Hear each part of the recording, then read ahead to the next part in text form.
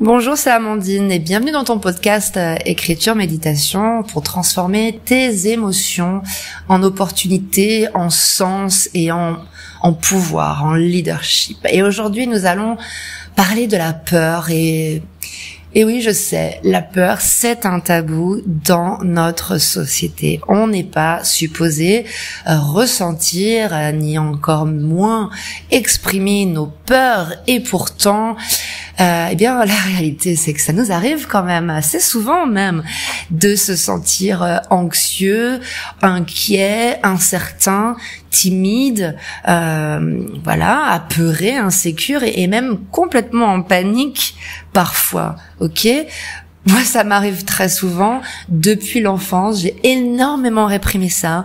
Ça m'est revenu en pleine figure et je peux te dire que la réalité, c'est que les peurs ne meurent jamais. Elles ne disparaissent jamais. Elles vont réapparaître, souvent dans leur forme de plus en plus moche, et de plus en plus vicieuse, puisque on ne les écoute pas. Ok, ça c'est la réalité. Si on veut être des leaders conscients, des partenaires conscients, des parents conscients, des amis, il faut bien reconnaître que nos peurs nous mènent la plupart du temps à nos échecs et qu'en fait on a vraiment juste à apprendre à les exprimer, à déjà les reconnaître pour nous-mêmes et ensuite les exprimer. Et aujourd'hui, nous avons les outils. Ok, la bonne nouvelle, c'est que on a en plus énormément de recherches en sciences du cerveau qui nous disent qu'il est possible aujourd'hui pour n'importe qui. Pas besoin d'être un neuroscientifique, loin de là. Pas besoin d'être scientifique, mais nous pouvons tous choisir les émotions que nous voulons vivre et les créer dans notre cerveau. En tout cas, les réguler. Réguler notre système nerveux, notre cerveau ultra stimulé et apprendre l'intelligence émotionnelle, par exemple avec la pleine conscience et l'écriture.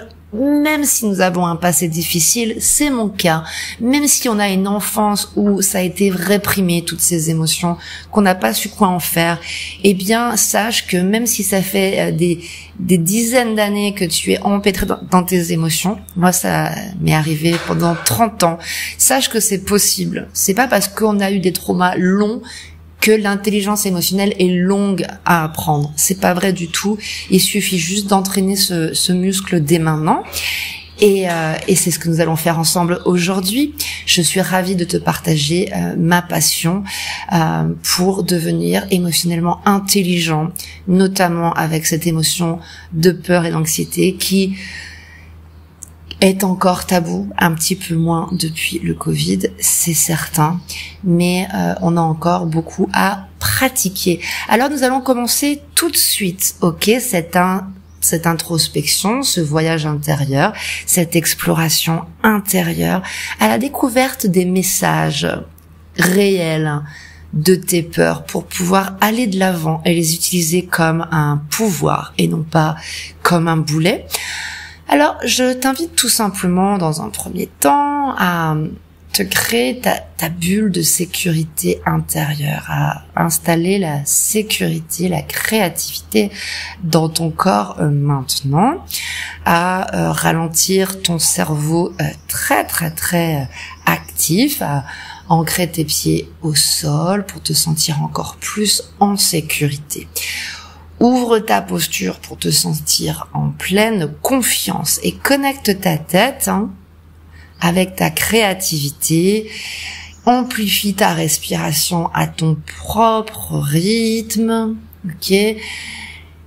Amplifie ta respiration encore plus pour te connecter encore plus avec ton corps et te sentir encore plus en sécurité avec ton corps et donc tes émotions.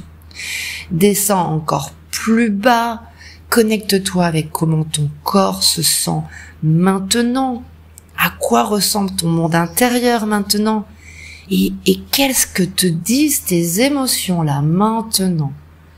sans aucun jugement sur ce qui se passe. Juste pose-toi la question, mais qu'est-ce qui se passe à l'intérieur de moi maintenant? Et quand tu es prêt, tu vas tout simplement ouvrir ton cahier.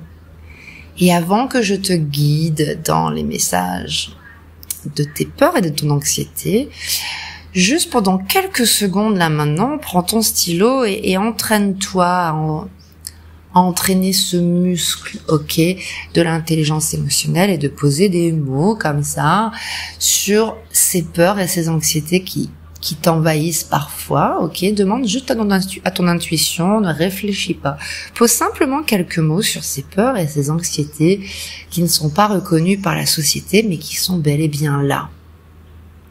Et quand tu es prêt pour explorer encore un peu plus près ces messages de tes peurs et de ton anxiété, eh bien, je vais te guider là maintenant à travers différents niveaux en fait des messages inconscients de la peur.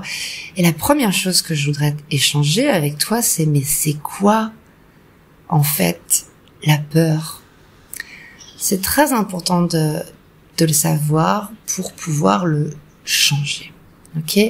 La peur et l'anxiété, ce sont des moyens naturels de te protéger de quelque chose, que tu considères comme un danger, comme une menace, que ce soit vrai ou non, que ce soit rationnel ou non, que ça vienne de ton passé, ou que ce soit lié à ton futur. Donc à partir de ça, je t'invite à visualiser tes peurs et tes anxiétés. Et à réaliser en fait quand est-ce qu'elles sont activées. Est-ce qu'il y a des personnes ou des lieux qui activent ces peurs et ces anxiétés? Et quels sont tes comportements quand tu es activé? Évitement, panique, il y a plein de choses comme ça. Comment tu te comportes? Comment ton corps réagit? Comment tu te comportes avec les autres? Et maintenant, on va aller un peu plus loin, on va faire rapidement l'exercice que les Anglais appellent Name it to tame it. Nomme tes peurs pour les dompter. Prends par exemple ta peur principale, qui t'active le plus, et donne-lui un nom. Tu lui donnes un nom, tu la décris, et tu sens un petit peu, simplement en posant des mots sur ton cahier, cette peur, en fait, elle se dissout. Et ensuite, une fois que tu arrives à la nommer et à la dissoudre un petit peu, tu peux aller encore plus loin et écrire dans ton cahier quelle action tu peux prendre pour la dissoudre davantage. Fais une liste de 3 actions, par exemple, et sens, en écrivant ces actions, comment tes peurs se dissolvent. Comment tu peux, par toi-même, voir ces peurs différemment, comme une opportunité pour grandir, par exemple. Écris tout ce qui te passe par la tête et qui pourrait dissoudre ces peurs. Le but, c'est pas de le faire maintenant, c'est de dire à ton système nerveux qu'il y a des solutions. Continue d'écrire tes peurs et à les dissoudre par ton écriture. Plus tu écris et plus tu vois qu'en fait elles sont pas si dangereuses et qu'elles n'ont pas autant d'importance que tu ne le croyais. C'est juste que ton système nerveux était dérégulé peut-être depuis des années. L'autre message de la peur et de l'anxiété est en fait que tu anticipes quelque chose qui peut arriver dans ta vie et auquel tu n'es pas encore préparé. Donc quelle est cette chose qui peut arriver dans ta vie et pour laquelle tu ne serais pas préparé? Qu'est-ce que ça peut être et qui crée de l'anxiété? Quelque chose de nouveau, quelque chose qui est pas sûr, écrit. Et au fur et à mesure que tu écris ça, tu peux dire, voilà, déjà, si c'est pas encore arrivé, je peux peut-être dire à mon corps, à mon système nerveux de se relaxer. Après, s'il y a des potentialités que ça arrive, tu peux demander à ton cahier, est-ce que c'est vraiment dangereux finalement si ça arrive? Et tu peux aussi dire, est-ce que cette peur et cette anxiété, elle est due au fait que tu n'es pas encore prêt pour passer à l'étape suivante? Et si tu n'es pas encore prêt, c'est ok.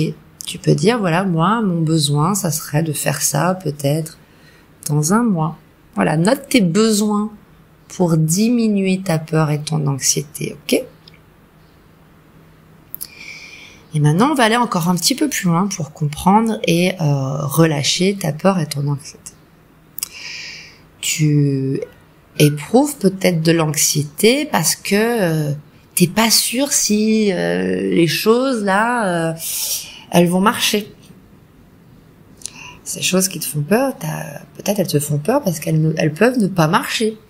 Et qu'est-ce qui se passerait si ça marchait? Si c'était favorable pour toi, écrit. Et qu'est-ce qui se passerait dans ta vie si cette peur, en fait, c'était quelque chose qui agirait en ta faveur? Ok? L'anxiété, c'est en réalité un besoin de plus de sécurité, de connexion et de soin. Ok? Donc, écris quel est exactement ton besoin de sécurité, de connexion et de soin pour toi-même. Ok? Maintenant, ton anxiété, elle peut te faire te sentir insécure. Ok? Ça, c'est tout à fait normal. Parce qu'en fait, cette peur, elle te fait perdre ta confiance en toi. Alors, dans ce cas-là, écris dans ton cahier comment tu peux te focaliser sur tes meilleures forces. Ok? Écris quelles sont ces meilleures forces, ces plus grandes forces, en fait, qui pourraient détourner ton attention de tes peurs et de ton anxiété. Ok? Ton anxiété, elle peut également te donner l'impression que tu es perdu. Ok? Encore une fois, c'est tout à fait normal. Peut-être que tu ne sais plus trop où tu veux aller. C'est ok. Écris dans ton cahier quel est la prochaine étape uniquement. Et tu focuses ton attention sur la prochaine étape. Et pas sur tout l'escalier. Juste la prochaine marche. Ok? Tu peux aussi, quand tu es dans un moment de peur et d'anxiété, te sentir sentiment d'incertitude, ok, par rapport au futur. Et ben là, ça peut être intéressant d'écrire dans ton cahier comment tu peux te ménager plus d'espaces d'introspection, ou peut-être des espaces d'introspection plus efficaces, où tu peux enlever les différentes couches de ton incertitude. Souvent, c'est une question d'accumulation d'anxiété qui crée l'incertitude. Ok. Prends le temps d'écrire toutes tes émotions de peur et d'anxiété, tous ces mauvais scénarios que tu te joues dans ta tête inconsciemment. Ok. Avant de te quitter, je voudrais te dire que il n'y a pas de succès, en fait, si nous réprimons nos émotions et surtout nos peurs, puisque nos peurs nous font prendre de mauvaises décisions. Ok?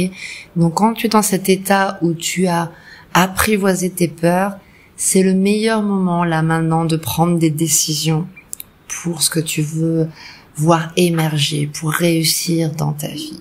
Ok?